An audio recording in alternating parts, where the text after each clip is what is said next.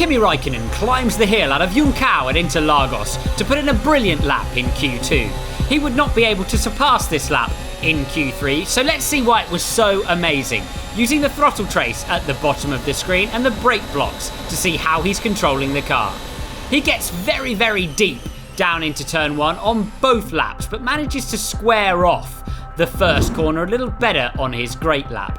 This should theoretically put him in a better position to take good speed through the second part of the Senna S, but he misses the apex slightly, having to lift deeper and not quite taking the benefit out of this different technique as they head through Curva do Sol and out onto the front straight. Not too much difference between the two laps in turn 4. He goes in a little deeper on his great lap, but doesn't get to the throttle quite so hard.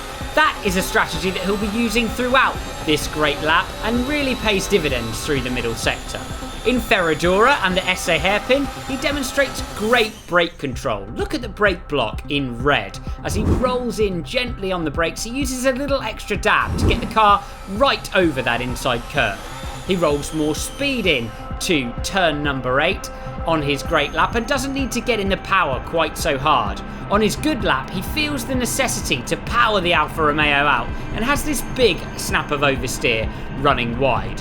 This puts him a little out of position for the beak of the duck, and he's unable to brake quite how he would want to, locking the inside front slightly and running wide of the apex. You can see the brake block coming on and off the brake pedal, trying to manage the lock and losing around 0.4 of a second in this tricky right-hand hairpin.